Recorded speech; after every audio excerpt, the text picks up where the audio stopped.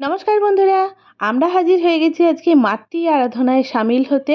হ্যাঁ বন্ধুরা, আজকে সোমবতী অমাবস্যা। আর সোমবতী অমাবস্যায় আমাদের এরিয়ার মধ্যে বাঁশখেড়ে কালী মায়ের পুজো।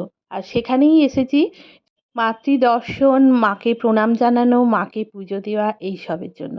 চলুন সঙ্গে থাকুন। আমরা সবাই সারা বছর ধরে অপেক্ষা করে থাকি এই ফলহারিণী অমাবস্যায় বাঁশখেড়ে মায়ের পুজোর জন্য। মা করুণাময়ী, মা শুভঙ্করী, মা মঙ্গলদায়িনী। তাই তো এত ভক্তের সমাগম। সকাল থেকে সাজো সাজো রব। সমস্ত মন্দির চত্বর খুব সুন্দরভাবে আলোকসজ্জা এবং ফুলের সাজে সাজিয়ে তোলা হয়। আর মাকে তো অপূর্ব সাজে সাজানো হয়। এখানে একটা ছোটখাটো মেলার মতন বসেছে, দেখুন আশেপাশে কি কি দোকান বসেছে আমি দেখাচ্ছি। এই যে বাচ্চারা সব বায়না করছে, কিনছে। এটা এগ রোল এবং পকোড়ার দোকান। দেখছেন কত রকমের পকোড়া, আর এইখানে একদম টাটকা পকোড়া ভাজা চলছে। হ্যাঁ, এগুলো সব আমাদের পাড়াবাড়িরই ছেলেরা, বউয়েরা সব করেছে। আর এই দেখুন ফুচকার দোকানে তো জানেন প্রচুর ভিড় হয়। আর আমাদের এখানে তারকেশ্বরে আমরা সবাই ভীষণভাবে এরকম স্ট্রিট ফুড খেতে অভ্যস্ত।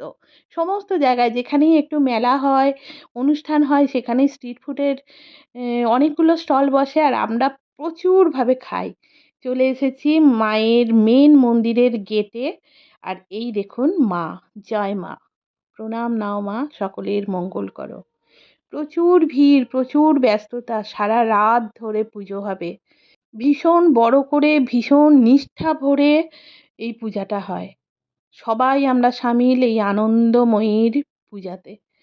দেখুন এখানে বাজনা বাজছে, সবাই হরিনোট দিচ্ছে, হরিলুটের বাতাসা। আমিও অনেকগুলো বাতাসা কুড়িয়েছি। বাড়িতে যেয়ে খাবো। মাকে বারবার প্রণাম জানাই, মাগো মা কৃপা করো। খুব সুন্দর মণ্ডপ সজ্জা হয়েছে, আলোকসজ্জাও খুব সুন্দর। মাকে প্রণাম জানিয়ে এবার বাড়ি যাওয়ার পালা। হ্যাঁ বন্ধুরা, বলে দিই, দেখুন আজকে আমার ঠোঁটের ওপরে 2খানা মৌমাছি কামড়ে দিয়েছে, তাই ঠোঁটটা একবারে ফুলের ঢোল হয়ে গেছে। এখন একটু তাও কমেছে।